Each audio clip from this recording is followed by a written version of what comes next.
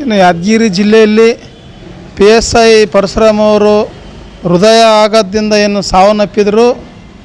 ಆ ಸಾವನ್ನು ಅಪ್ಪಿದ ಆರೋಪ ಇವತ್ತು ನಮ್ಮ ಸ್ಥಳೀಯ ಶಾಸಕರಿಗೆ ಮತ್ತು ಅವ್ರ ಪುತ್ರನಿಗೆ ಸನ್ನಿಗೌಡನಿಗೂ ಆರೋಪ ಮಾಡಿದ್ದಾರೆ. ಮತ್ತು ವಿಶೇಷವಾಗಿ ಇವತ್ತು ಪರಶುರಾಮ್ PSI ಅವರು ಹೃದಯ ಆಘಾತದಿಂದ ಸತ್ತಿದ್ದಾರೆ ವಿನಯ ಯಾವುದೇ ರೀತಿ ಒಂದು ಶಾಸಕರು ಮತ್ತು ಅವ್ರ ಪುತ್ರ ಅವರಿಗೆ ಒತ್ತಡ ಕೊಟ್ಟಿಲ್ಲ. ಅದಕ್ಕಾಗಿ ಇವತ್ತು ನಾವು PSI ಪರಶುರಾಮು ಅವ್ರಿಗೂ ನಾವು ಕೂಡ ಸಾಂತ್ವನ ಸಲ್ಲಿಸ್ತೀವಿ ಮತ್ತು ಅವ್ರ ಕುಟುಂಬದವರಿಗೆ ಅವರಿಗೂ ಆ ದುಃಖ ಮರೆಸುವಂಥ ಶಕ್ತಿ ಆ ದೇವರು ಕೊಡಲಿ ಅಂತೇಳಿ ನಾವು ಆ ದೇವರಲ್ಲಿ ಬೇಡಿಕೆತ್ತೀವಿ. ಮತ್ತು ವಿಶೇಷವಾಗಿ ಇವತ್ತು ನಾವು ಒಂದು ಆತ್ಮಲಿಂಗ ದೇವಸ್ಥಾನಕ್ಕೆ ಒಂದು ಪೂಜೆ ಸಲ್ಲಿಸಿದ್ದೀವಿ ಶಾಸಕರ ಸಲುವಾಗಿ. ಇವತ್ತು ಕಾಣದ ಕೈಗಳು ಮತ್ತು ಹಲವು ವಿರೋಧ ಪಕ್ಷದವರು ಎಲ್ಲರೂ ಅವ್ರಿಗೇನು ಆರೋಪ ಮಾಡಿದಾರಲ್ಲ, ಅದಕ್ಕಾಗಿ ಆ ದೇವರಲ್ಲಿ ನಾವು ಪೂಜೆ ಸಲ್ಲಿಸಿವಿ. ಈ ಆರೋಪದಿಂದ ಅತಿ ಬೇಗ ಹೊರಗೆ ಬರಲಿ ಅಂತೇಳಿ ನಾವು ಆತ್ಮಲಿಂಗ ದೇವಸ್ಥಾನಕ್ಕೆ ಪೂಜೆ ಮಾಡೀವಿ. ಮತ್ತು ಯಾವುದೇ ರೀತಿ ಈ ಒಂದು ಪ್ರಕರಣದಲ್ಲಿ ಶಾಸಕರದಂತ ತಪ್ಪಿಲ್ಲ ಅಂತ ನಾವು ಸ್ಪಷ್ಟವಾಗಿ ಹೇಳ್ತೀವಿ. ಯಾಕಂದ್ರೆ ಇದು ವಿರೋಧ ಪಕ್ಷದವ್ರ ಕೈವಾಡ ಖಂಡಿತ ಇದೆ. ಯಾಕಂದರೆ ಅವರು ಯಾವುದೇ ರೀತಿ ಒಂದು ಕೆಲಸ ಮಾಡ್ಬೇಕಾದ್ರೆ ಒಂದು ಒಳ್ಳೆಯ ರೀತಿಲಿ ಕೆಲಸ ಮಾಡಿದ್ರು ಮತ್ತು ಯಾವುದೇ ರೀತಿ ಒಂದು ಕೆಟ್ಟ ಕೆಲಸಕ್ಕೆ ಅವ್ರು ಕೈ ಹಾಕ್ತಿದ್ದಿಲ್ಲ. ಅದಕ್ಕಾಗಿ ಯಾರು ಬೇರೆಯವರು ಒಂದು ಸುಳ್ಳಿನ ಕೆಲಸ ತಂದ್ರೆ ಅದು ಕೆಲಸ ಮಾಡೋದಿಲ್ಲ. ನೇರ ನಿರಂತರ ಹೇಳಿದ್ರಿ ಇವತ್ತು ಶಾಸಕರಾಗಲಿ ಮತ್ತು ಅವ್ರ ಪುತ್ರರಾಗಲಿ ಯಾರಿಗೆ ಒಂದು ಕಿವಿ ಮಾತು ಕೊಡ್ಲಾರ್ದಂಗೆ ಅವ್ರ ಮನಸ್ಸಿಗೆ ಏನು ಬರುತ್ತೆ, ಯಾವುದೊಂದು ಸರಿ ಅನ್ನಿಸುತ್ತೆ ಅದೇ ಕೆಲಸ ಮಾಡಿದ್ರಿ ವಿನಯ ಯಾವುದೊಂದು ಕೆಟ್ಟ ಕೆಲಸ ಮಾಡಿದ್ದಿಲ್ಲ.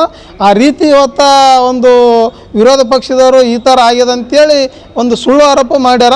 ಇವತ್ತು ಕಾಗಿ ಕೂಡೋದಕ್ಕೆ ಕೊಲ್ಲೆ ಮೂರೋದಕ್ಕಾಗಿದೆ ಸರ್. ಇವತ್ತು ಇದರಲ್ಲಿ ಯಾವುದೇ ರೀತಿ ಒಂದು ಶಾಸಕರದ್ದು ಒಂದು ತಪ್ಪಿಲ್ಲ. ಇವತ್ತು ನಾವು ಕೂಡ ಕಾನೂನಿಗೆ ತಿಳಿಯಬಾಗ್ತೀವಿ. ಇವತ್ತು ಅಫಿಷಿಯಲ್ ರಿಪೋರ್ಟ್ ಏನು ಬರ್ತದ, ವರದಿ ಏನು ಬರ್ತದ, ಆ ಪ್ರಕಾರ ಕಾನೂನಿಗೂ ಅವರು ಕೂಡ ತಿಳಿಯಬಾಗ್ತಾರೆ, ನಾವು ತಿಳಿಯಬಾಗ್ತೀವಿ. ಮತ್ತು ಈ ಒಂದು ಆರೋಪದಿಂದ ಬೇಗನೆ ಹೊರಗೆ ಬರಲಿ ಅಂತೇಳಿ ನಾವು ದೇವರಲ್ಲಿ ನಾವು ಬೇಡಿಕೊಳ್ತೀವಿ.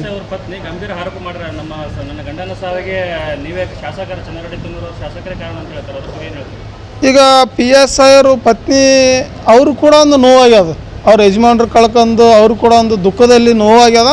ಯಾವುದೇ ಒಂದು ರೀತಿಯಲ್ಲಿ ಶಾಸಕರು ಅವ್ರಿಗೆ ಮಾತಾಡಿರ್ಬೋದು, ಏನೋ ಒಂದು ಈ ಥರ ಇದಪ್ಪ ನೀನು ಟ್ರಾನ್ಸ್ಫರ್ ಆಗ್ಯದ, ನೀವು ಬೇರೆ ಕಡೆ ವರ್ಗಾವಣೆ ಮಾಡ್ತೀವಿ ಅಂತ ಹೇಳಿರ್ಬೋದು ವಿನಯ ಯಾವುದೇ ಒಂದು ಜಾತಿ ವ್ಯವಸ್ಥೆ ಆಗಲಿ ಮತ್ತು ಜಾತಿಯತ್ತಿ ಮಾತಾಡೋಂಥ ಶಾಸಕರಲ್ಲ. ನಾನು ಸುಮಾರು ಒಂದು 10-12 ವರ್ಷ ಅವರ ಪುತ್ರನ ಜೊತೆಗಿದ್ದೀವಿ, ಅವ್ರ ಜೊತೆಲೇ ತಿರುಗಾಡೀವಿ.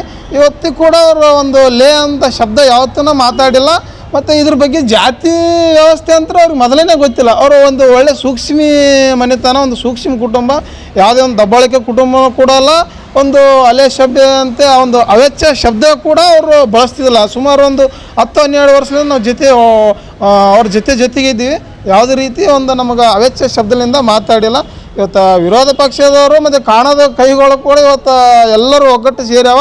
ಇವತ್ತು CBI ಎಲ್ಲ CID ಎಲ್ಲ ಯಾವುದೇ ಒಂದು ತನಿಖೆ ಮಾಡಿದ್ರು ಕೂಡ ಸತ್ಯನೇ ಆಗ್ತದ, ಸುಳ್ಳನೇ ಆಗ್ತಂತ ನಾ ಈ ಸಂದರ್ಭದಲ್ಲಿ ಹೇಳ್ತೀನಿ ಸರ್. ನಮ್ಮ ಹೆಸರು ಮಹಾವೀರ್ ಲಿಂಗೇರಿ, ಕರ್ನಾಟಕ ರಾಜ್ಯ ರೈತ ಸಂಘ ರೈತ ಸೇನೆ ಜಿಲ್ಲಾಧ್ಯಕ್ಷರು ಯಾದಗಿರಿ.